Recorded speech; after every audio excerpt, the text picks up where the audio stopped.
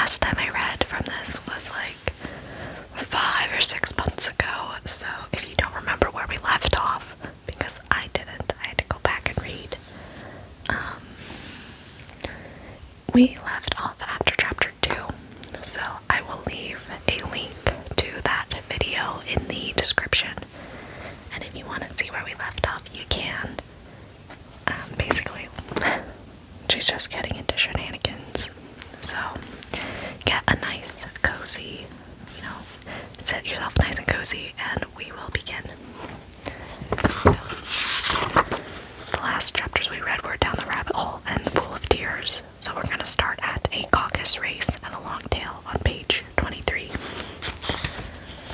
So let's see. Right here. Chapter 3, A Caucus Race and a Long Tail.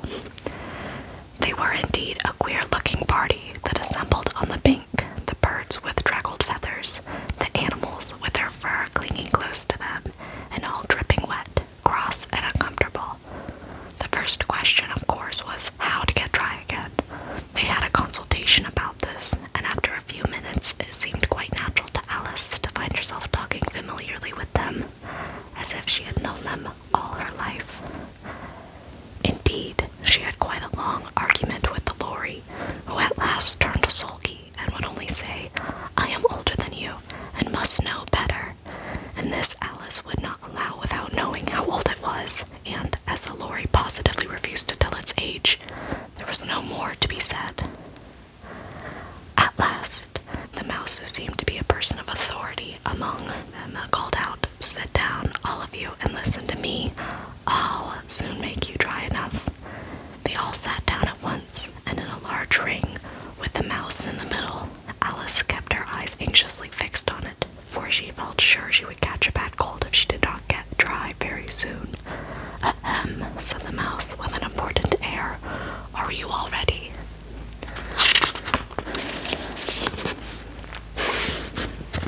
Make sure that's in frame. "This is the driest thing I know. Silence all round, if you please."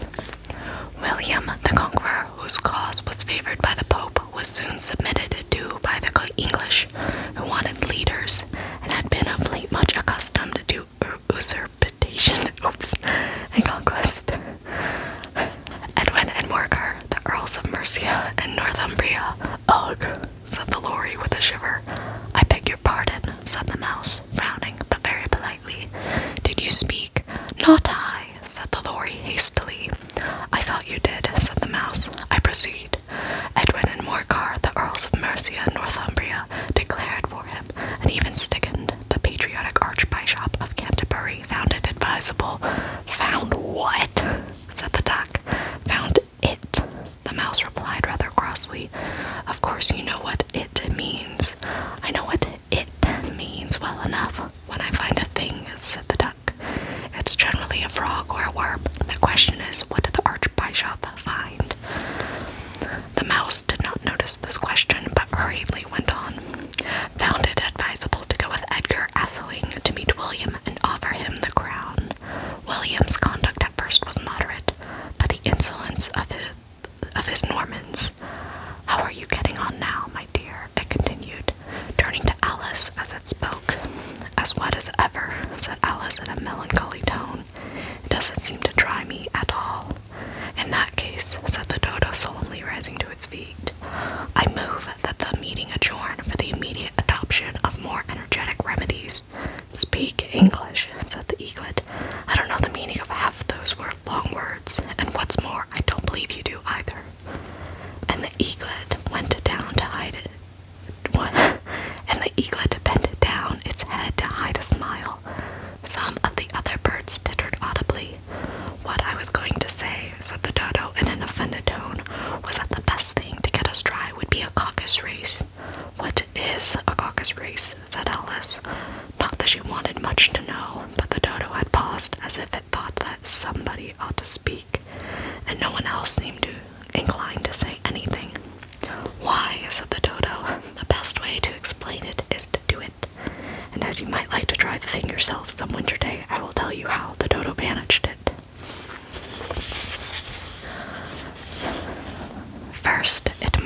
a race course in a sort of circle. The exact shape doesn't matter, it said. And then all the party were placed along the course, here and there. There was no 1, 2, 3 and away, but they began running when they liked and left off when they liked, so that it was not easy to know when the race was over. However, when they had been running half an hour or so and were quite dry again, the dodo suddenly called out, "The race is over," and they all crowded round it, panting and asking, "But who has won?" This question the dodo could not answer without a great deal of thought, and it sat for a long time with one finger pressed upon its forehead, the position in which you usually see Shakespeare in the pictures of him. While the rest waited in silence, at last the dodo said, "Everybody has won, and all must have prizes. But who is to give the prizes?" Quite a chorus of voices asked. And here we have a nice little illustration of Alice with the dodo. Oh, the dodo has a cane, how fancy. And there's some more birds in the background, and you see a little duck here, and I think that's a monkey of sorts. Cute little picture. "Why, she, of course," said the dodo, pointing to Alice with one finger, and the whole party at once crowded round her, calling out in a confused way, "Prizes, prizes." Oh yeah, the dodo bird has fingers. Okay, I don't know if you can see that. I don't know if I can zoom in on it. I'm gonna try to carefully zoom in on it. And it has flippin' fingers. Ew. Okay. Zooming back up to regular. I think. There we go. Alice had no idea what to do, and in despair she put her hand in her pocket and pulled out a box of comfits. Luckily, the salt water had not got into it, and handed them round as prizes. There was exactly one apiece, all round. "But you must have a prize yourself, you know," said the mouse. "Of course," the dodo replied very gravely. "What else have you got in your pocket?" he went on, turning to Alice. "Only a thimble," said Alice sadly.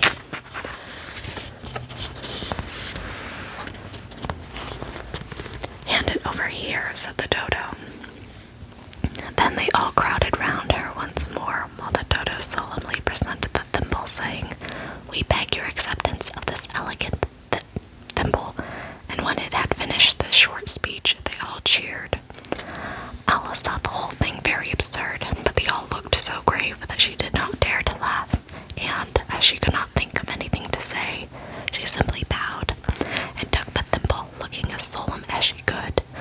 The next thing was to eat the comfits. This caused some noise and confusion, as the large birds complained that they could not taste theirs, and the small ones choked and had to be patted on the back.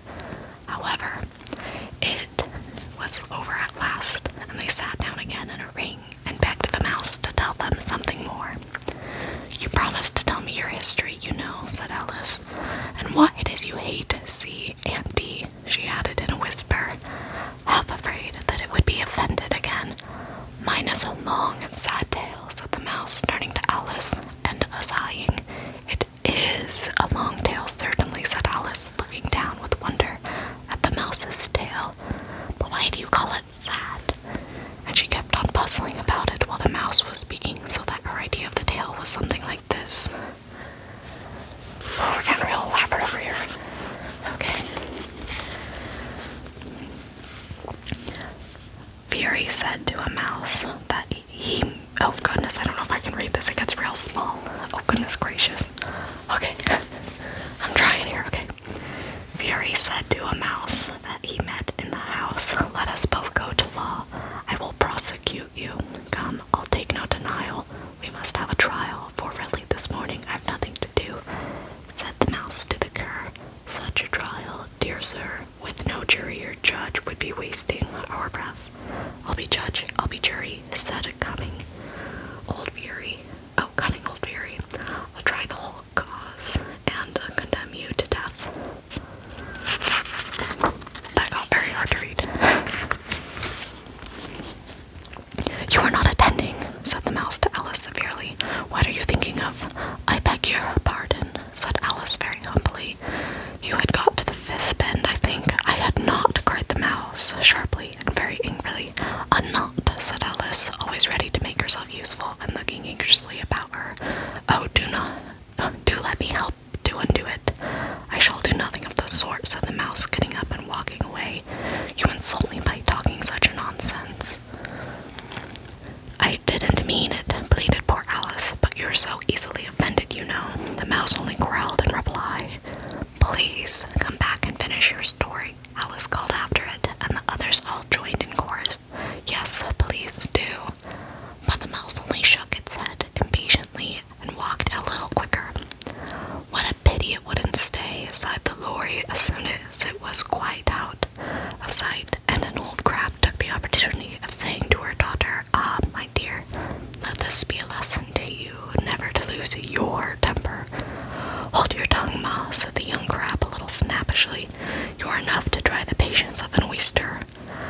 wish I had our dinner here. I know I do, said Alice aloud, addressing nobody in particular. She'd soon fetch it back. And who is Dinah, if I might venture to ask the question, said the Lorry. Alice replied eagerly, for she was always ready to talk about her pet. Dinah's our cat, and she's such a capital one for catching mice you can't think, and oh, I wish you could see her after the birds. Why, she'll eat a little bird as soon as... look at it. The speech caused a remarkable sensation among the party, and some of the birds hurried off at once. One old magpie began wrapping itself up very carefully, remarking, I really must be getting home. The night air doesn't suit my throat. And a canary called out in a trembling voice to its children, Come away, my dears. It's high time you were all in bed. On various pretexts, they all moved off, and Alice was soon left alone. I wish I hadn't mentioned Dinah, she said to herself in a melancholy tone.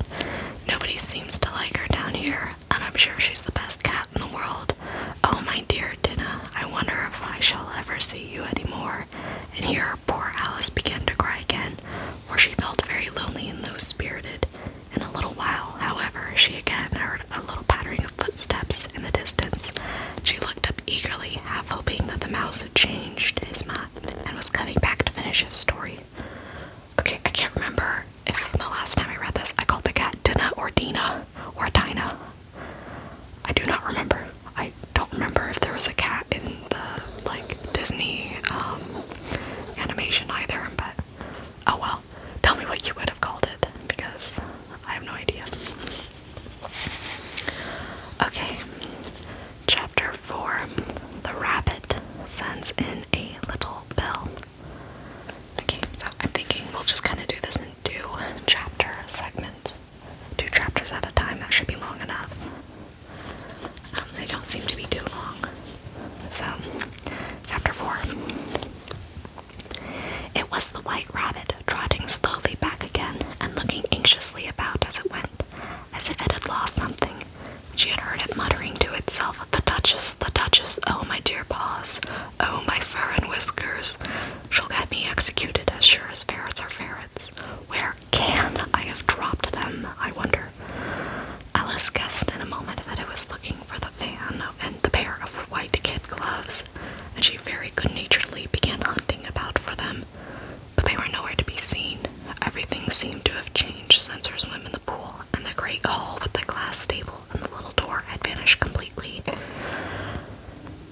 Very soon, the rabbit noticed Alice as she went hunting about, and called out to her in an angry tone, Why, Mary Ann, what are you doing out here? Run home this moment, and fetch me a pair of gloves and a fan. Quick now. And Alice was so much frightened that she ran off at once in the direction it pointed to without trying to explain the mistake it had made. He took me for one of his housemaid, she said to herself as she ran. How surprised he'll be when he finds out who I am, but I'd better take him his fan and gloves, that is, if I can find them.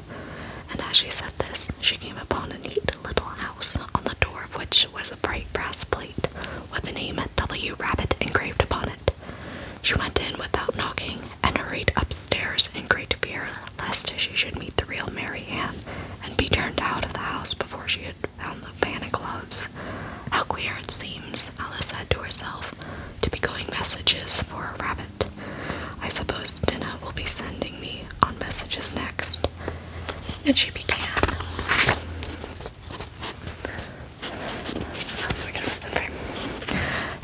Fancying the sort of thing that would happen. Miss Alice, come here directly and get ready for your walk. Coming in a minute, nurse, but I've got to see that the mouse doesn't get out. Only I don't think, Alice went on, that they'd let Dina stop in the house if it began ordering people about like that. By this time, she had found her way into a tidy little room with a table in the window, and on it, as she had hoped, a fan and 2 or 3 pairs of tiny white kid gloves. She took up the fan and a pair of the gloves, and was just going to leave the room when her eye fell upon a little bottle that stood near the looking-glass. There was no label this time with the words, Drink Me, but nevertheless, she uncorked it and put it to her lips. I know something interesting is sure to happen, she said to herself, whenever I eat or drink anything, so I'll just see what this bottle does. I do hope it'll make me grow large again, for really I'm quite tired of being such a tiny little thing. Oh, girl, you learned nothing. than she had expected. Before she had drunk half the bottle, she found her head pressing against the ceiling and had to stoop to save her neck from being broken. She hastily put down the bottle, saying to herself, "That's quite enough. I hope I shan't grow any more. As it is, I can't get out at the door. I do wish I hadn't drunk quite so much." Alas, it was too late to wish that. She went on growing, and very soon had to kneel down on the floor. In another minute, there was not even room for this. She tried the effect of lying down with one elbow against the door, and the other arm curled around her head. Still, she went on growing, and as a last resource, she put one arm out of the window and one foot up the chimney, and said to herself, "Now I can do no more. Whatever happens, what will become of me?" Here is a nice little illustration of her being crammed in this room with her arm out the window, and she is not looking pleased.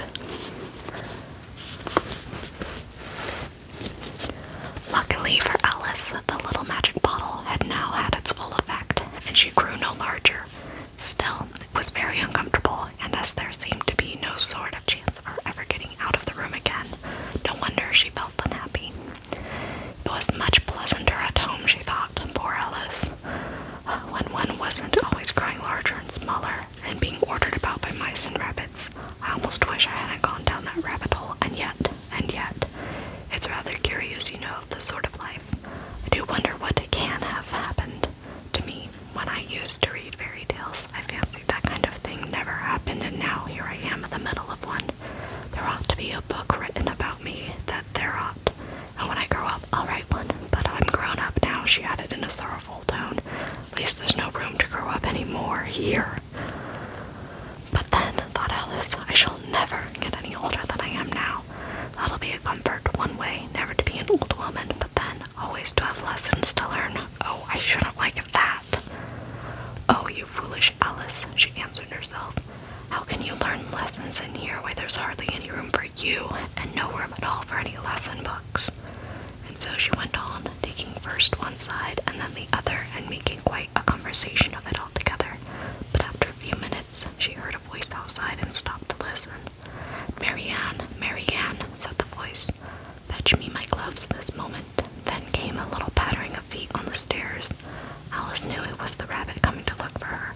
She trembled till she shook the house, quite forgetting that she was now about 1,000 times as large as the rabbit, and had no reason to be afraid of it. Presently the rabbit came up to the door and tried to open it, but as the door opened inwards and Alice's elbow was pressed hard against it, that attempt proved a failure. Alice heard it say to itself, "Then I'll go round and get in at the window." "That you won't," thought Alice, and after waiting till she fancied she heard the rabbit just under the windows, she suddenly spread out her hand and made a snatch in the air. Here's her grubby little hand trying to grab the rabbit.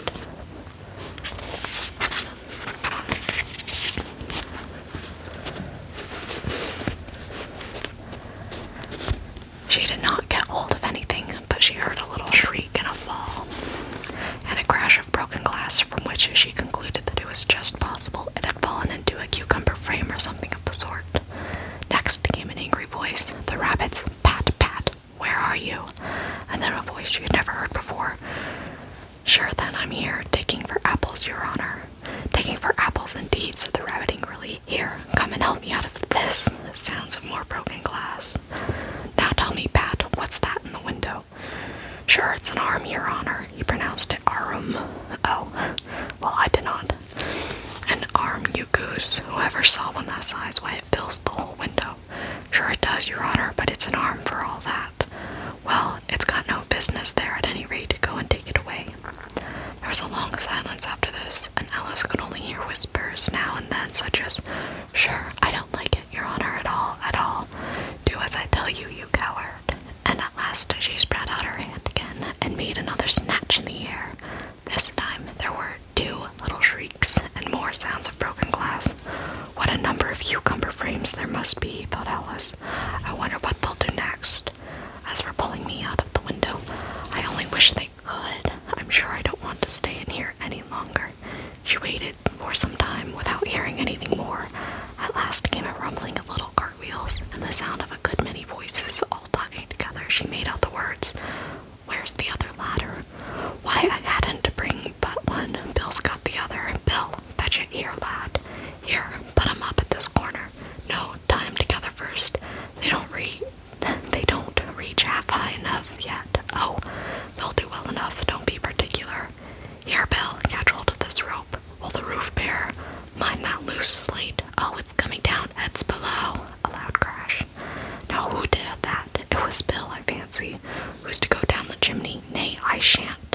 You do it. That I won't then. Bill's to go down. Here, Bill, the master says you're to go down the chimney. Oh, so Bill's got to come down the chimney, has he? Said Alice to herself. Shy, they seem to put everything upon Bill. I wouldn't be in Bill's place for a good deal. This fireplace is narrow, to be sure, but I think I can kick a little.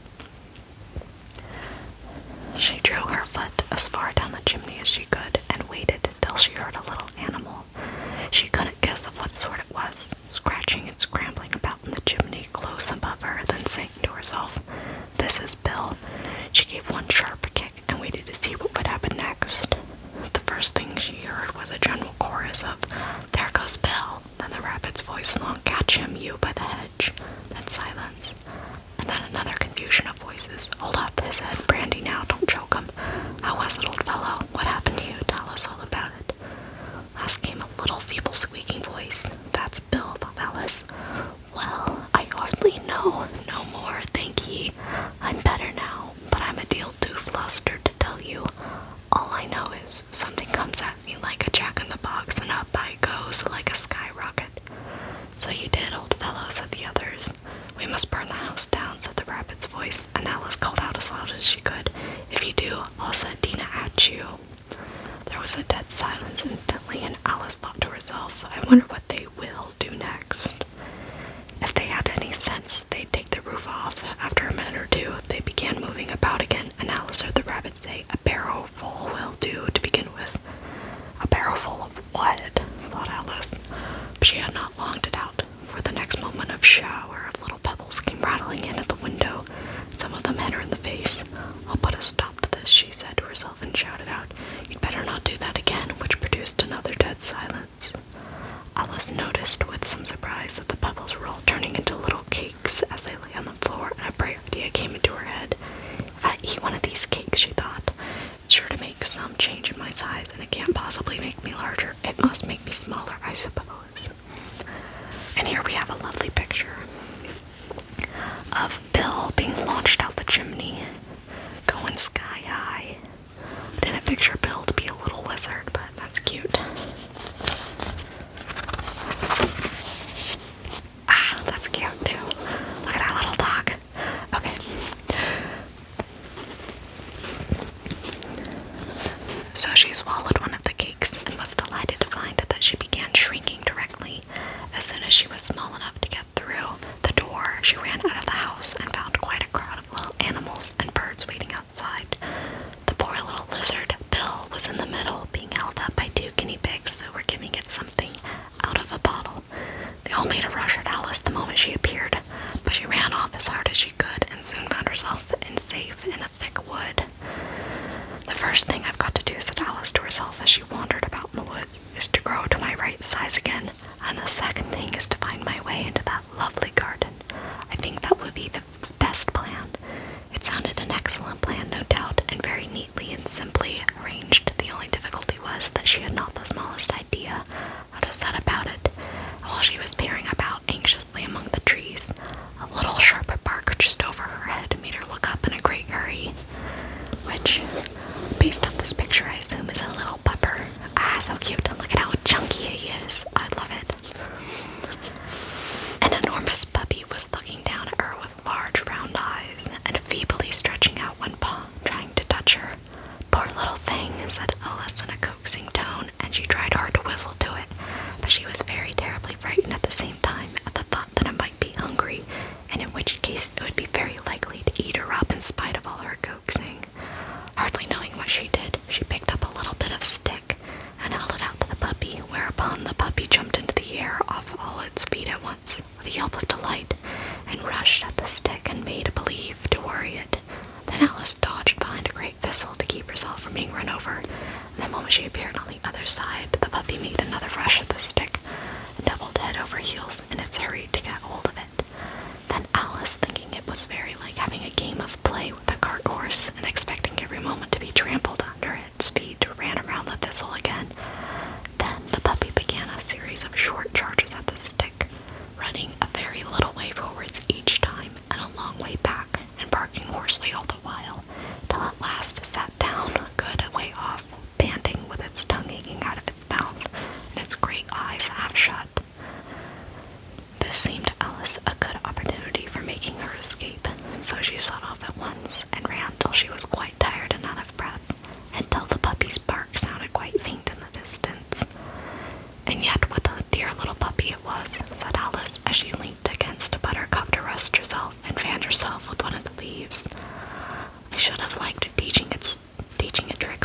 much if I'd only been the right size to do it. Oh dear, I'd nearly forgotten that I've got to grow up again.